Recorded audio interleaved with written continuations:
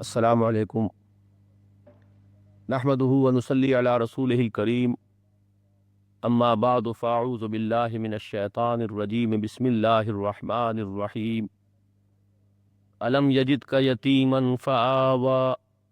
ووجدک ضالا فہدی ووجدک عائلا فأغنی وقال تبارک وتعالی انک لعلی خلق عظیم صدق اللہ العظیم۔ انبیاء اور رسل کے عمومی مقصد بعثت اور تاریخ نبوت اور نبی اکرم صلی اللہ علیہ وسلم کے مقصد بعثت کی امتیازی شان کے بارے میں اجمالی گفتگو کے بعد اب آئیے کہ نبی اکرم صلی اللہ علیہ وسلم کی حیات طیبہ کے مختلف ادوار پر ایک طائرانہ نظر ڈالیں۔ اس ضمن میں سب سے پہلے آپ کی حیات طیبہ کا وہ دور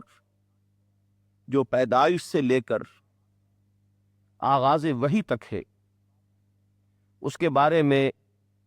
واقعہ یہ ہے کہ ہمارے پاس مستند اور مصدقہ معلومات بہت کم ہیں۔ البتہ اس ضمن میں اگر قرآن مجید کی طرف رجوع کیا جائے اور سورہ والضحیٰ کی 3 آیات کو اپنے ذہن میں عنوانات کے طور پر تجویز کر لیا جائے تو حیات طیبہ قبل از آغاز وحی کے بارے میں بہت سی باتیں جو مصدقہ معلومات کی بنیاد پر ہمارے پاس ہیں، وہ ان 3 عنوانات کے ذیل میں بڑی خوبی کے ساتھ انہیں کی شرح و تفسیر کی حیثیت سے فٹ ہو جائیں گی۔ جہاں تک آپ کی ولادت باسعادت کے تاریخ کا تعلق ہے، محتاط ترین اندازوں کے مطابق آپ 9 ربیع الاول عام الفیل کو پیدا ہوئے، جو انگریزی تقویم کے حساب سے اغلباً 20 اپریل سن 571 عیسوی کے مطابق ہے۔ آپ کی حیات طیبہ کا ابتدائی دور الم یجد کا یتیما فآوی کی مکمل تفسیر ہے۔ آپ اس دنیا میں تشریف لائے تو اس حال میں کہ والد ماجد عبداللہ کا انتقال آپ کی ولادت باسعادت سے قبل ہی ہو چکا تھا۔ 6 سال تک والدہ ماجدہ کے سایہ عاطفت میں پرورش پانے کے بعد اللہ تعالیٰ نے ان کا سایہ بھی آپ کے سر سے اٹھا لیا۔ نتیجتاً آپ اپنے دادا عبد المطلب کے زیر کفالت اور زیر تربیت آئے، لیکن 2 ہی سال بعد یتیمی کا ایک اور داغ آپ کو دیکھنا پڑا اور انتہائی محبت اور شفقت کرنے والے دادا کی شفقت و محبت کا سایہ بھی آپ کے سر سے اٹھا لیا گیا۔ اس کے بعد کچھ عرصے آپ اپنے بڑے تایا زبیر بن عبد المطلب کے زیر کفالت رہے اور پھر اپنے دوسرے تایا ابو طالب کی زیر سرپرستی آپ نے اس حیات دنیاوی کی ابتدائی منزلیں طے کی۔ آپ نے ابتدائی دور میں شبانی کا وہ فریضہ بھی سر انجام دیا ہے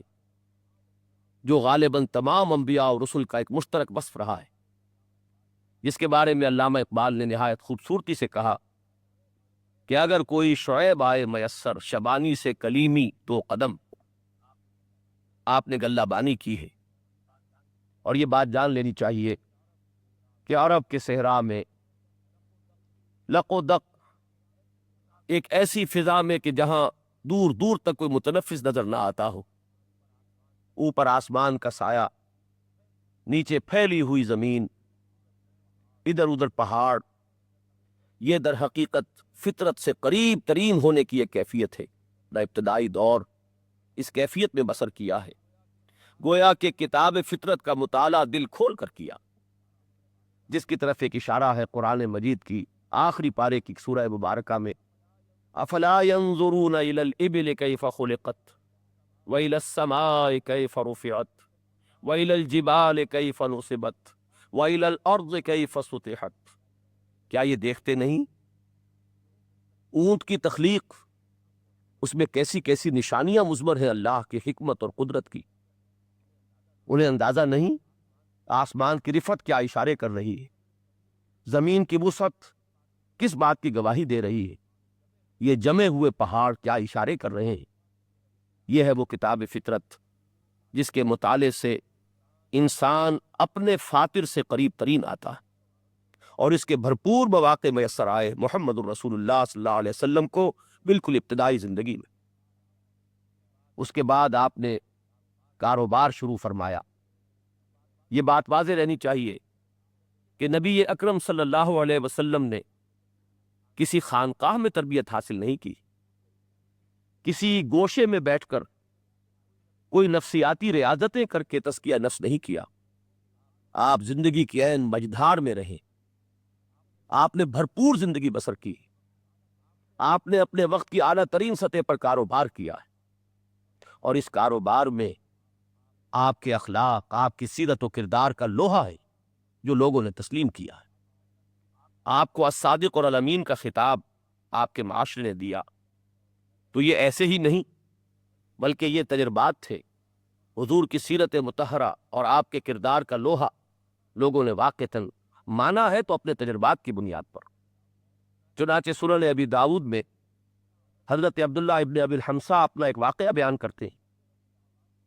وہ کہتے ہیں کہ آغاز وحی سے قبل کسی کاروباری معاملے میں میری اور محمد صلی اللہ علیہ وسلم کی کچھ گفتگو ہو رہی تھی۔ اچانک مجھے کوئی کام یاد آیا اور میں حضور سے اجازت لے کر چلا گیا کہ آپ ذرا انتظار فرمائیں، میں ابھی آیا۔ حضور نے وعدہ فرما لیا کہ اچھا میں یہیں تمہارا انتظار کروں گا۔ میں کہیں گیا اور جا کر کچھ ایسا مصروفیات میں گم ہوا کہ مجھے اپنا وعدہ یاد ہی نہ رہا۔ 3 دن کے بعد اچانک خیال آیا کہ میں نے تو محمد صلی اللہ علیہ وسلم سے یہ وعدہ کیا تھا۔ چنانچہ میں گھبرایا ہوا اس جگہ پر پہنچا تو میں نے دیکھا کہ محمد صلی اللہ علیہ وسلم وہیں مقیم تھے۔ آپ نے مجھے کوئی ملامت بھی نہ کی، فرمایا تو صرف اس قدر کہ بہرحال میں اپنے وعدے سے پابند تھا کہ یہیں تمہارا انتظار کرتا۔ تو یہ واقعہ اس سے اندازہ ہو سکتا ہے کہ کس قسم کا تجربہ ہوا تھا اہل مکہ کو محمد الرسول اللہ صلی اللہ علیہ وسلم کی سیرت مطہرہ کا، آپ کے اخلاق و کردار کا،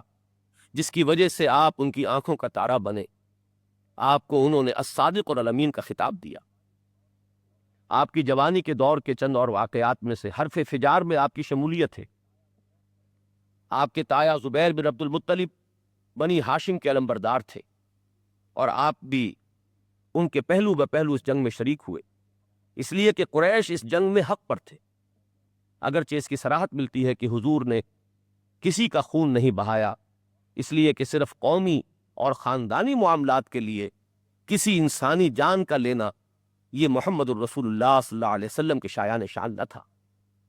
اس جنگ کے بعد قریش کے کچھ نوجوانوں نے ایک عہد کیا جسے حلف الفضول کے نام سے یاد کیا جاتا ہے۔ انہوں نے باہمی معاہدہ کیا کہ وہ ظالم کی مخالفت کریں گے، مظلوم کی حمایت کریں گے، اور حق اور صداقت کے راستے کی تلقین کریں گے۔ حضور صلی اللہ علیہ وسلم بھی اس میں شریک ہوئے، اور آپ بعد میں یہ فرمایا کرتے تھے کہ آج بھی اگر اس قسم کے کسی معاہدے کی طرف مجھے دعوت دی جائے تو میں اس پہ لبیک کہوں گا۔ خانہ کعبہ کی تعمیر کے موقع پر بھی آپ کے تدبر اور فراست اس کا ایک بہت ہی نادر نمونہ سامنے آیا۔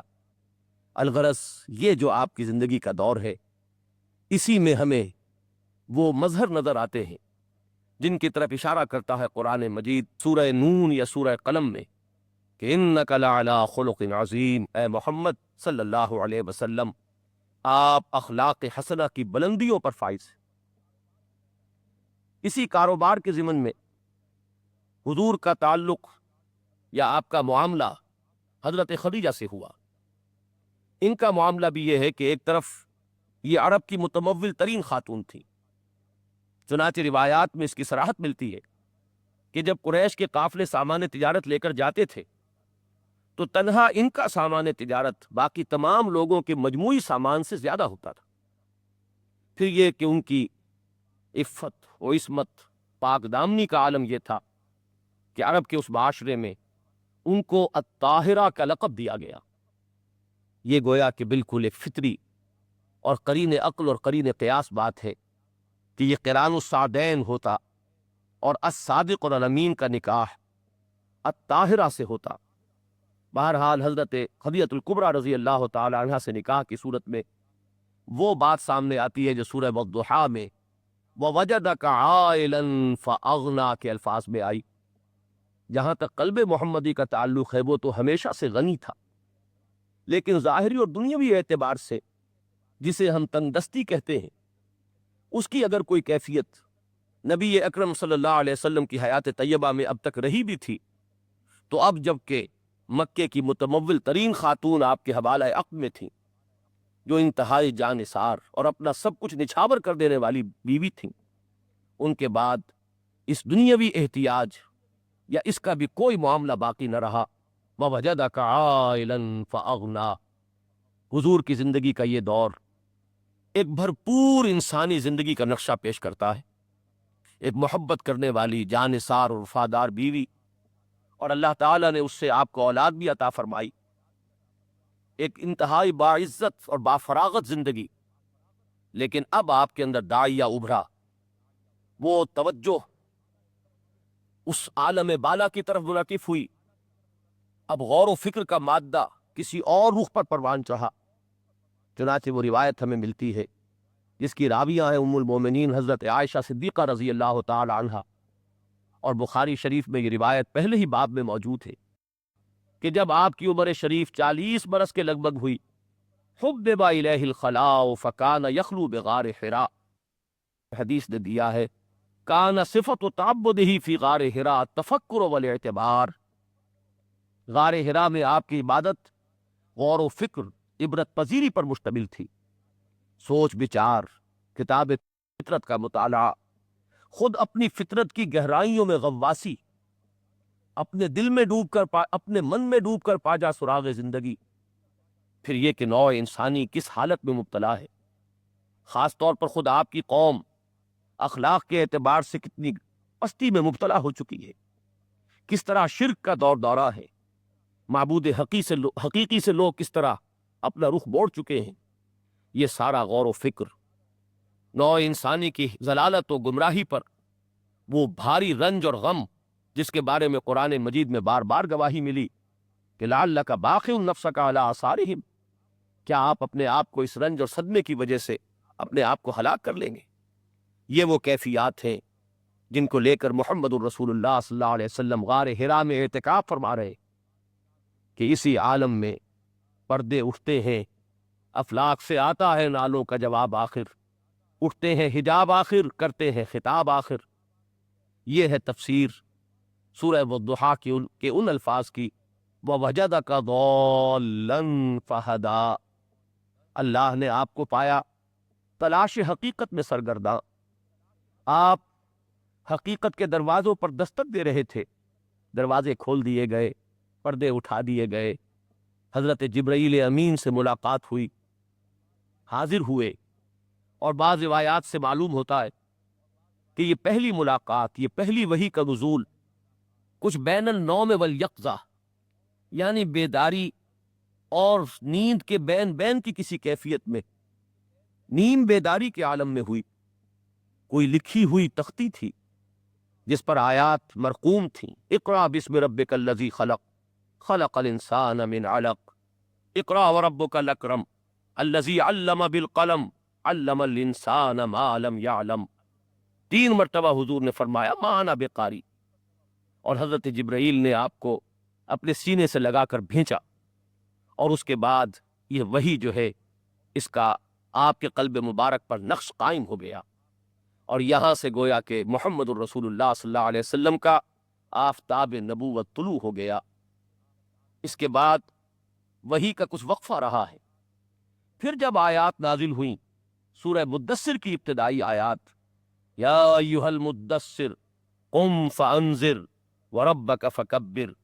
تو بہت سے محققین کی یہ رائے بڑی وزنی معلوم ہوتی ہے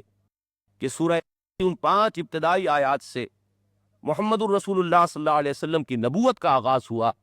اور سورہ مدثر کی ابتدائی آیات سے آپ کی رسالت کا آغاز ہوا۔ فصلی اللہ علیہ وعلی آلہ واصحابہ وسلم تسلیما کثیرا کثیرا۔